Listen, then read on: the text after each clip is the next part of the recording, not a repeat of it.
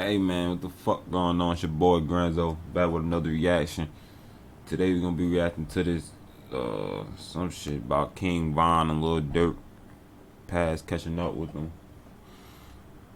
Yeah, before we get into this, make sure you like, comment, subscribe. Make sure you hit that like button for real though. Let's get right into this shit, man. They say around 5 in the morning on February 5th, Lil Durk, whose real name is Durk Derek Banks, and his co-defendant Devontae Bennett were seen on camera involved in shooting Alexander Witherspoon, a person police say they knew. King Von is the Chirac assassin. He beats cases like I beat my meat in quarantine. And after dodging a murder charge and 2 attempted murders in 2017, Von decided to try and find a way out of the streets and into the music industry. And what is more destined for success than a rapper with a backstory straight out of a Making a Murderer series? When YNW Melly got picked up for allegedly smoking his best buddy, Free Melly.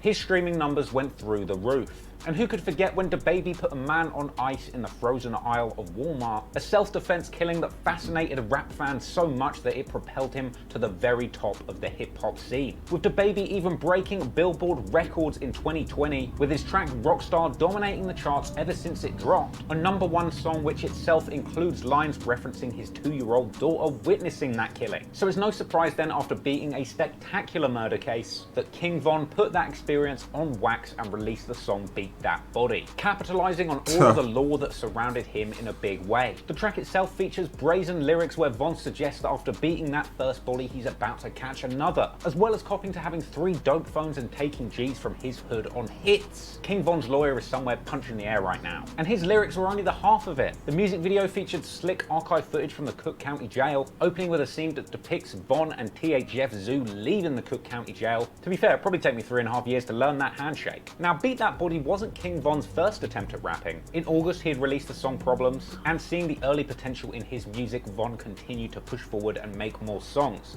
following up Beat That Body with the hard-hitting track War With Us, once again featuring brazen lyrics referencing real street shit. For example, classic references to Smoking on Tuka, a reference to the 15-year-old O-Block op, who since being taken out has been referenced on numerous drill songs, as well as a lyric that many perceived as a reference to the murder of 17-year-old Jakira Key Barnes. Put a pretty op bitch in the morgue, huh? Call that bitch drop dead gorgeous, damn. The teenage female assassin that many on the internet have speculated Von might have had something to do with bumping off. Combine this with more lyrics where King Von references himself as a hitman, and well, all of this grease that he was talking on these songs eventually led to the people around Von taking him seriously as a music industry prospect. And support quickly came in the form of Lil Durk, Chicago drill music legend and childhood friend of King Von's, having known each other for years after growing up in the same hood, with Durk even giving Von moral support whilst he was sat in jail awaiting trial on those murder charges, before Von had ever even rapped a single bar. I've been with him his whole journey in jail. And I ain't gonna lie, like, he ain't never say nothing about rapping. How'd y'all meet? Now we good together. In fact, it was after beating that murder case, when Von was lying low in Atlanta at Lil Durk's crib, that he started experimenting with rapping, recording in Durk's home studio. And so Durk was so impressed by Von's first recorded tracks being complete fire. Combine that with Von's Netflix-grade true crime backstory, Durk immediately saw the potential and snapped Von up for his OTF, Only the Family record label and collective. What made you want to sign King Von? Cause he got a whole story behind him. So with the support of Lil Durk and the OTF movement behind him, King Von truly had a tried and tested blueprint of how to turn his dark experience in the Chicago streets into catchy street hits that would earn Von a legal income and get him out of those streets for good. Meanwhile, Durk is doing his very best to put his day one bro on and give him the opportunities that he needed to execute his blueprint for winning in the rap game. In fact, Durk had already helped Von by releasing his first song Problems on his own YouTube channel, giving Von a huge introduction to an already receptive Chirac audience. And by November, Durk is giving Von one of the biggest opportunities the rap game has to offer, taking King Von onto the Breakfast Club as a guest on his own interview, giving fans a rare first glimpse at this fascinating character and future star fresh out the streets before he's had a chance to be polished up for mainstream media appearances. In fact, the way that Von tries to talk about his murder case without incriminating himself is nothing short of spectacular. What's your story? My story, shit, I just got to jail for beat a body into attempts, like, How you beat that? What you mean? I mean, you didn't do it clearly. But I mean, like, oh, you took it to trial? You gonna Yeah, beat it. so- You gonna beat it if you didn't do it. That's all. But it was a song that Von only mentioned as Shit. a passing comment in this interview that would soon become his breakout hit. Got the crazy story from the drop. In December 2018, Von drops his song Crazy Story, a very rare piece of lyrical storytelling coming out of the Chicago drill scene, a stark contrast to the chanty hood anthems like I Don't Like or 300 that we'd seen Chief Keef blow up with from Chicago in the past. Crazy Story was a narrative concept track that many have compared to Meek Mill's Tony Story. Hell, what happened to that Meek? He needs to man up and drop Takeshi's Story ASAP and make that comeback. I believe in you, Meek, even if Come on, bro. academics full of Shut that ammonium ass up. nitrate in a Beirut harbor. Sorry, too soon. With Crazy Story going gold, today sitting at Oh, that 7 shit went million gold? views on YouTube, Damn. quickly followed up by the Crazy Story 2.0 remix that featured Lil Durk. That dropped in May 2019 and became Von's biggest song, today sitting over 31 million views on YouTube. And not to mention part 3 of Crazy Story dropped at the start of 2020, racking up an incredible 16 million views in 6 months. No one had done storytelling raps from the streets of Chicago like this before. And following the huge hype around Crazy Story, all eyes were on King Von and his next moves. And so he didn't disappoint the fans, continuing to drop hot joints like Bodies. Following up Crazy Stories with the track Cousins on March 2019, a hard-hitting track about hating your ops so goddamn much that you want to cut down their whole family tree. And that song came along with a music video that featured more hot sticks than an incense store, and some pretty awful acting. But when the Oscars introduce a most incriminating category, I know King Von's going to be a shoo-in. In June, Von was on the track OK, OK, OK. Hell no, he ain't no shooting, nigga. There's niggas out here incriminating so way more than that. Way more than what he doing.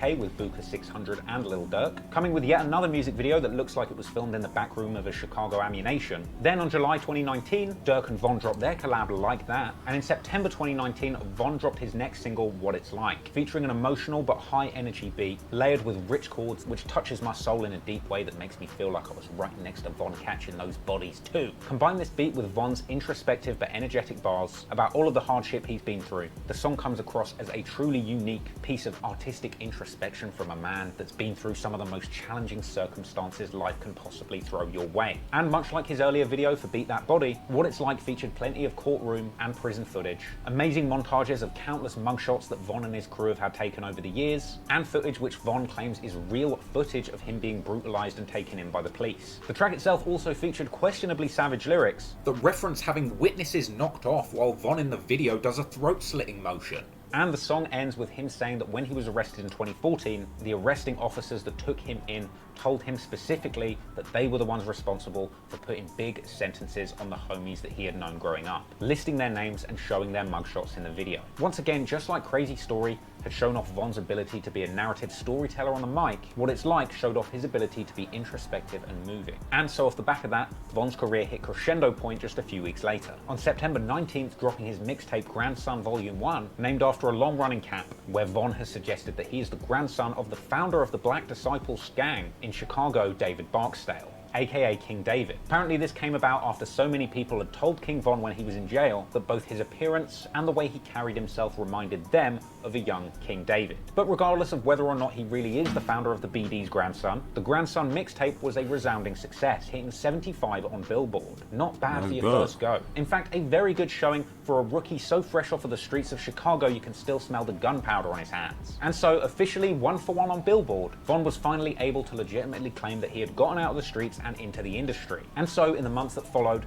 Von would push his career into the next gear, beginning to flood the market with music and eventually attempting to tidy up his image.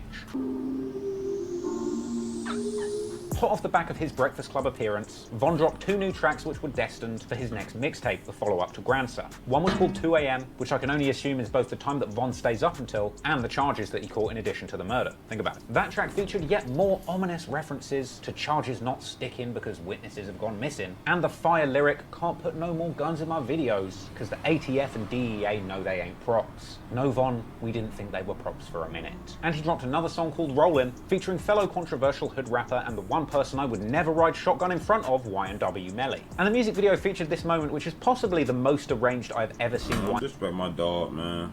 W. Melly look. I mean, how creepy is that? You can literally see the demons in his eyes. And the video also had some sneaky B-roll of when they were hanging out with Kanye West. I mean, just imagine being in a room with YNW Melly, King Von, and Kanye West. That's like 29 personalities right there. But anyway, as we roll into 2020, Von continues to bless his audience with bangers, including the fan favorite track Went Silly, where Von says that he will catch a body before he catches a cold. Hell, Von has spoken about catching bodies on track.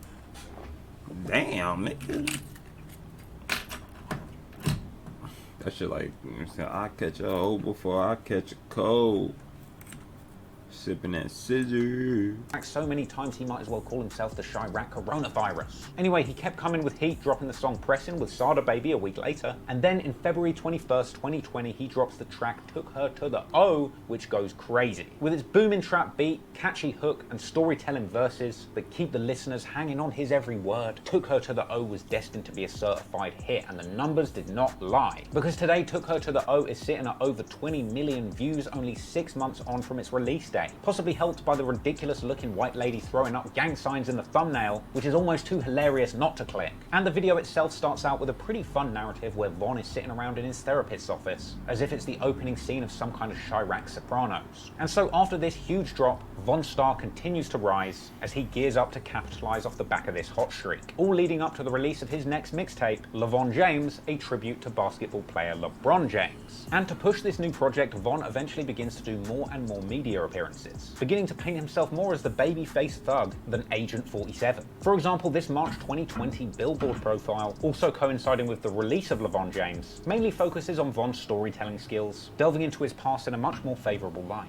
discussing how his time in prison made him a better man, along with an interview where he talks about never actually rapping about crimes that he really did, a denial that is so enthusiastic it is somehow even more incriminating. And so, as Von's star continued to rise, he kept on associating with hip-hop royalty, being pictured with everybody's favorite Sassy Savage, Lil Uzi Vert, dropping the track On Yo Ass, with G Herbo fresh off accompanying him on the PTSD tour. And so, with all of this buzz, it is no surprise that his LeVon James mixtape to this project charts. No, but proven he and his the crazy story is so ass. Like, come on, bro. It's February 2019, only a couple of months after Crazy Story is released, when suddenly Durk and Von would end up being part of a story that would be almost too crazy to believe. Look at this. Police say a man was shot outside the Varsity, shutting down a busy street for hours. You can see the evidence markers outside the Midtown Atlanta restaurant. Now police are poring over video to find this. According to prosecutors, it was allegedly King Von and Lil Durk who were responsible for this gnarly crime scene in Atlanta. This was an incident where a man apparently named Alexander Weatherspoon, who the internet detectives over at our Chiracology believe is a member of the Vice Lords gang from Chicago, was shot in the leg and robbed of $30,000 cash and his Jeep. He said his chain was snatched off his neck. Then he supposed to be a G. Why he snitching? That's what I'm trying to say. Like, he's snitching and shit. And he had $30,000 stolen from.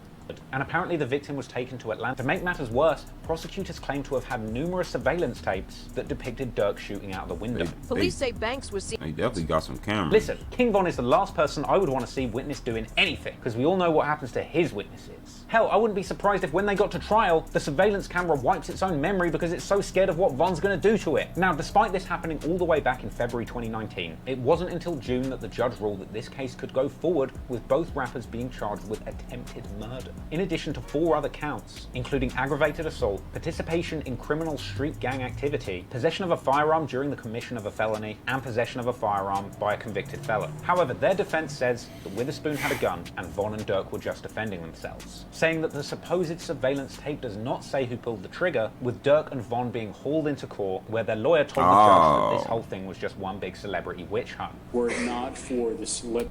Basically saying it was, they was dead, they was just defending themselves. The prosecutor charging this wasn't just man, hope that don't robbery and backfire. shooting, but gang activity. She put a Chicago detective on. Continue your area. I mean, on the condition he can't be near weapons or have any contact with Von, immediately showing off his fresh new ankle monitor on IG Live after bailing out. And Von was eventually bailed too, spending a little bit of time on house arrest. And look, this thing is currently unresolved, so who knows how this case is going to go. Maybe Von and Durk have a good chance, as even the Atlanta cop that took Man, they definitely got a good chance, man. I ain't gonna hold you, man.